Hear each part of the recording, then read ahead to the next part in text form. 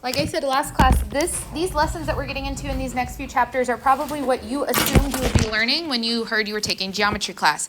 We're going to be talking about details and characteristics of shapes and what's special about each type of shape. Today, we are going to be discussing the special characteristics of a parallelogram. Okay, so we know our shapes from elementary school, but let's talk more detail about what is specific to a parallelogram. So a parallelogram is a quadrilateral, that means 4 sides, with 2 pairs of opposite parallel sides. I think I just lied to you guys. I told you needed 4 colors. You actually need 5 colors to do your notes with today. So sorry, I forgot about this color. So opposite parallel sides. What that means is that when we see an image of a parallelogram, we should see the markings that indicate things are parallel.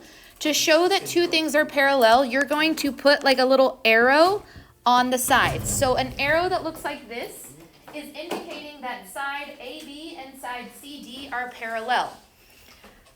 But a parallelogram has 2 pairs of opposite parallel sides. So to indicate that BC is parallel to AD, I'm going to put 2 little arrows so that it's different than the 1 little arrow.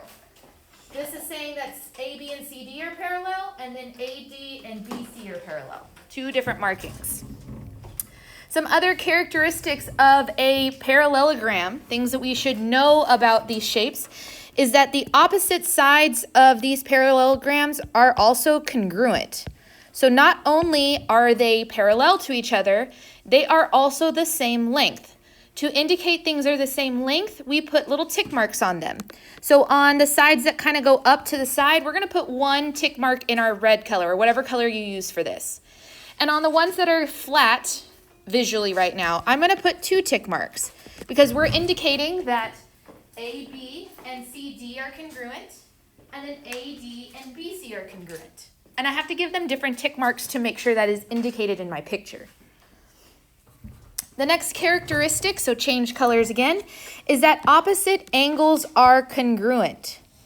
Now, angles are inside the shape, so we are saying to show that angles are congruent, we use the arc marks.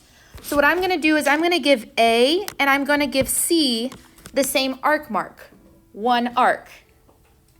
And I'm going to give B and I'm going to give D the same arc mark where there's 2. This is why we're doing this in multiple colors, because if you had only pencil showing, this would be wildly confusing.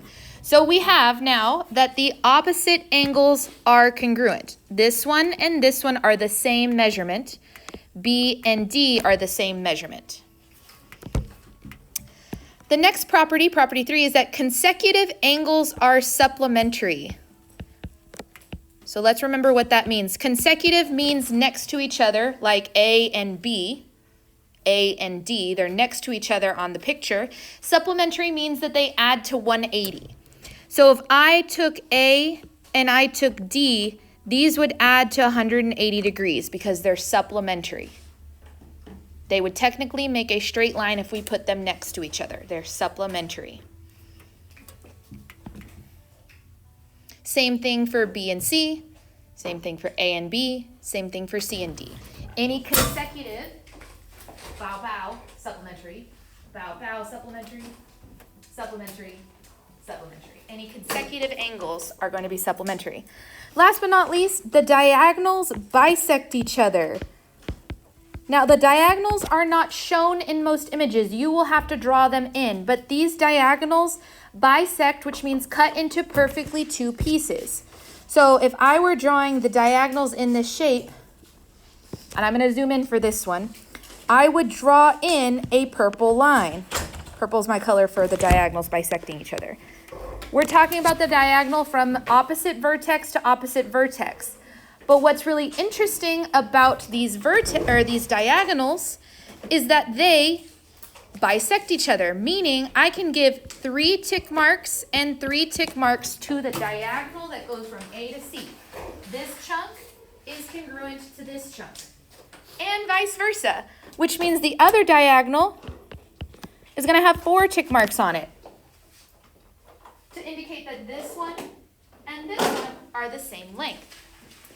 And yes, you have to use 4 because we've already used 1, 2 tick marks, 3 tick marks, so 4 tick marks indicates that it's perfectly congruent to its partner that it's bisected with. So literally all I've told you so far is that that's a parallelogram. And the definition of a parallelogram means we know all 4 of these things, 5 of these things if you include the fact that they're parallel.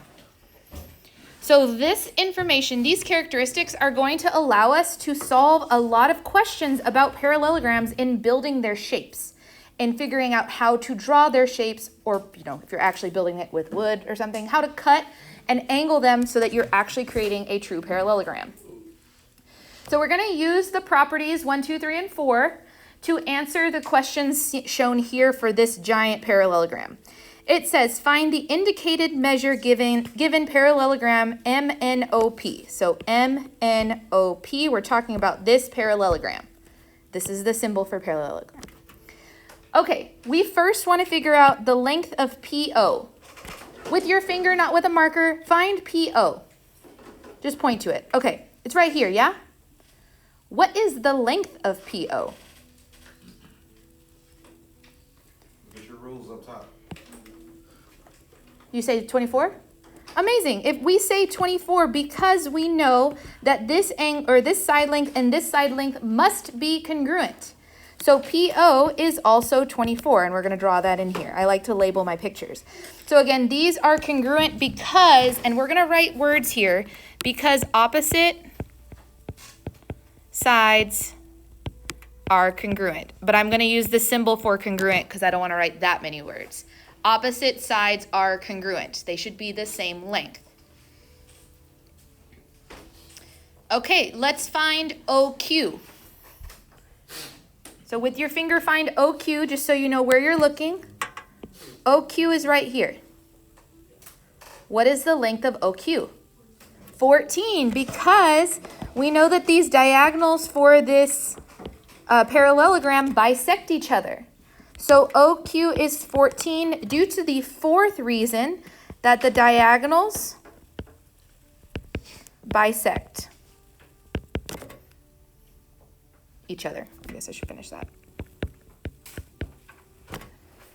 Number 3 wants us to figure out NO. Again, if I just look for NO in the picture, it's here on this side. What is the length of NO and why? 26 because the sides are opposite, yes. So we're going to say NO is also 26 since these are opposite sides, and opposite sides are congruent.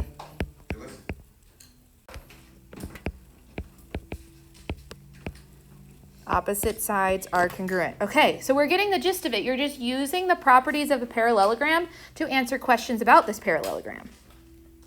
How about PQ? If I find PQ, it's here on a diagonal. What's the length of PQ? 20.7. Again, for the same reason as the other purple side, is because this should be the same as the other diagonal with 4 tick marks, an aggressive number of tick marks it feels like.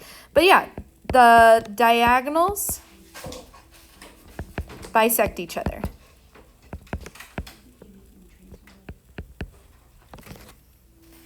Okay, so we're building up things we know about this parallelogram. How about some angles? So 5 through 8 talk about angles. We want to find the measure of angle PMN. So PMN. I want to know this, basically this top corner angle. How do I figure out that angle? I used the wrong color. I want to know that whole corner piece right there. I gave you a hint based on the color I just used to show that corner. The other thing that I have in blue is number 3. What does number 3 say? Consecutive angles are supplementary. That means that this angle, I guess I should put 2 arc marks to consider it different. This angle and this angle have to add up to what? 180. So if we do a quick little bit of math, and if we do 180 minus the 68 from that other angle, 180 minus 68 is 112. So we know that that corner M, PMN, is 112 degrees because consecutive angles are supplementary.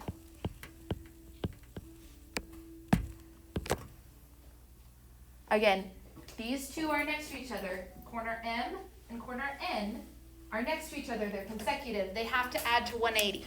So if I know one of them, I can figure out the other. What about NOP? NOP.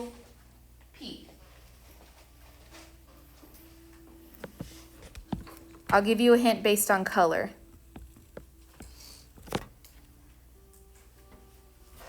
I just used 2 arc marks because it is opposite of this angle.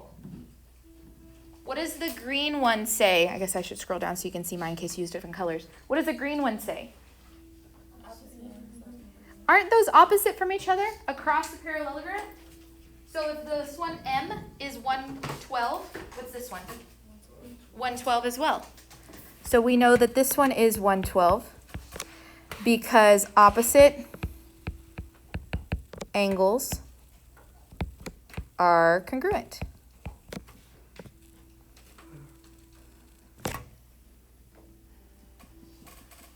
Number 7 asks for OPM. We have OPM. So I want this corner. How much is that one? 68. How did you know that? Very good. The opposite angle over here is marked as 68 with 1 arc mark. So this angle, OPM, has to be the same angle measurement. So this is because opposite angles are congruent.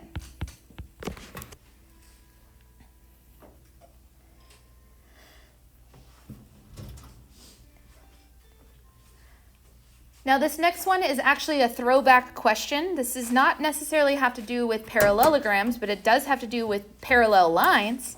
This next one asks you to find NMO. So NMO. So it's like an acute angle here cutting across using your diagonal. I'm going to tell you right now that the answer to this one is 59 degrees. Can someone tell me why? Why is this angle, the itty bitty one right here, 59 degrees, and how did I know that?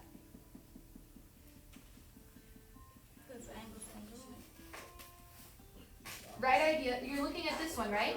Does anyone remember what that's actually called? How this itty bitty angle right here and the other angle marked 59 degrees, how are they related? It's been a minute since we talked about this vocabulary. Something interior opposite. Alternate interior. Yes, because alternate interior angles are congruent. Yeah, that was from our study of systems of parallel lines, which this is a set of parallel lines. So all of those rules still apply. They are alternate interior angles.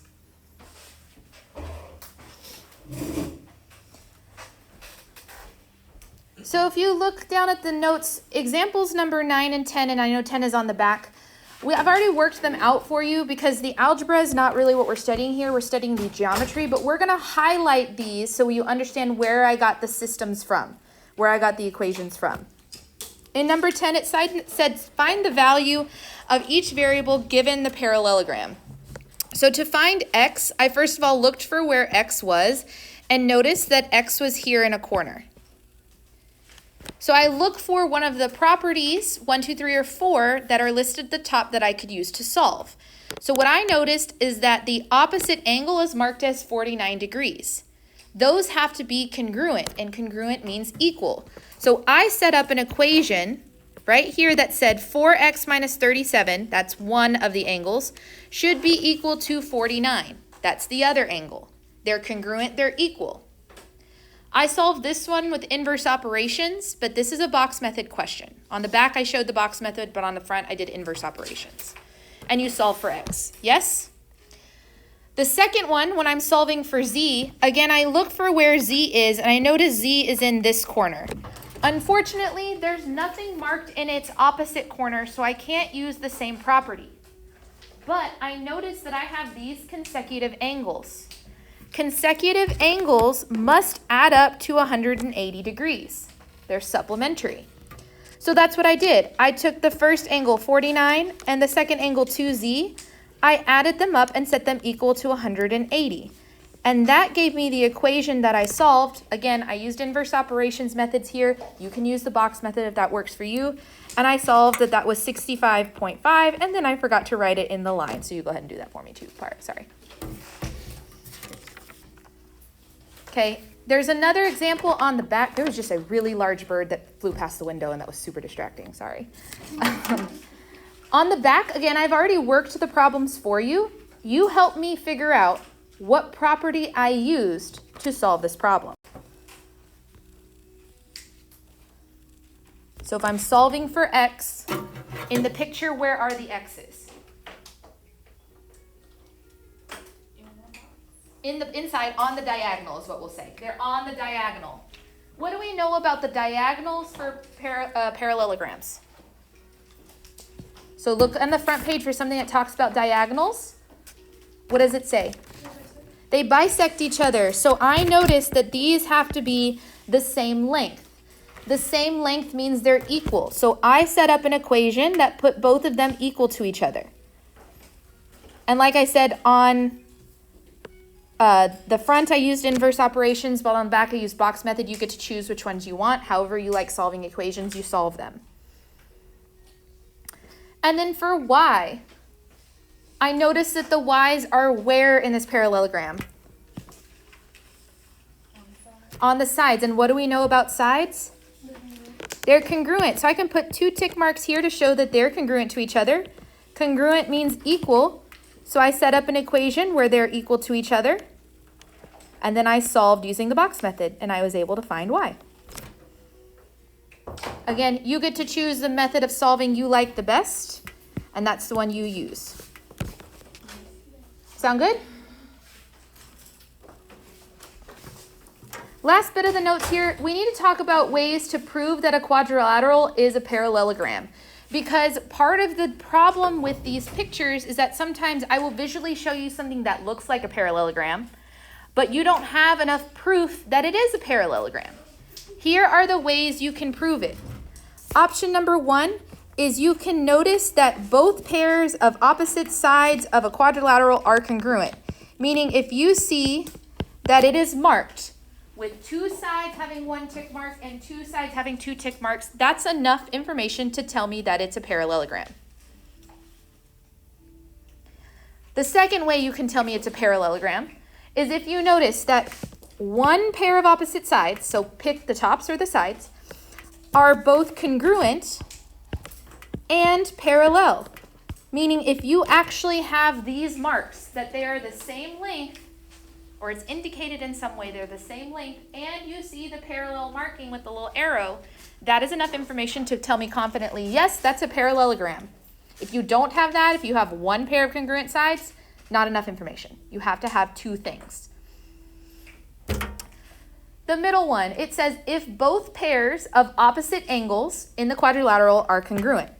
So we want both pairs of opposite angles to be congruent. So I should actually see arc marks or numbers that tell me that the opposite angles are the same angle measurement. The fourth way, sorry, that was annoying. If the diagonals of a quadrilateral bisect each other. Now this one's interesting because a lot of quadrilaterals, when you see them in books or in pictures, won't have the diagonals showing, so this may not be the most common one you use. But if you have the diagonals marked, meaning you see them in the picture and they are marked as bisecting, meaning I see 1 tick mark and 2 tick marks in the correct spots, you can tell me that that's a parallelogram. If you just see the diagonals with no markings of any kind to show you they're bisecting, you don't have enough information to tell me that it's a parallelogram. And last but not least, if both pairs of opposite sides are parallel, meaning you see on your picture that you have two sets of arrows. Opposite sides going the same direction, opposite sides going the same direction. Any one of these 5 options is a totally fine way to prove to me that the quadrilateral is a parallelogram. If you don't have one of these 5 options, you would just call it a quadrilateral. You wouldn't be able to actually call it a parallelogram, even if it looks like a parallelogram. You don't have enough information to know that it is. So let's practice. For number 11, we're going to state whether there is enough information to prove that the quadrilateral is a parallelogram. So in part A, what's the first thing you notice about this quadrilateral? The arrows. Okay, cool. I see the arrows are telling me that at least one of these sides are parallel. If I look at my options, the options that use the parallel marks are the second option with my yellow arrows and the last option. Do I have another set of parallel arrows in this picture? No, so we're probably going to try to use this. That means the other thing I need to know is that they're congruent to each other. Now this can be done with tick marks, it can be done with numbers, or it can be done with letters. This picture is saying that this is length A and this is length A, so they're the same length. That means that yes, we have enough information. So we have one pair of opposite sides that are congruent and parallel. That's that second way of talking about it. One of them is congruent, one of them is parallel. Joseph, walk back in. What about part B? Hi, Grace. Yeah, so Takaya saw it. On this one, we see that through the numbers that are marked on this parallelogram, that opposite angles have the same angle measurement. So we have enough information here to say yes, both pairs of opposite angles are congruent. So we can say confidently that yes, this is a parallelogram. Now we look at the last one. What are your spidey senses telling you? Since we see them in this image.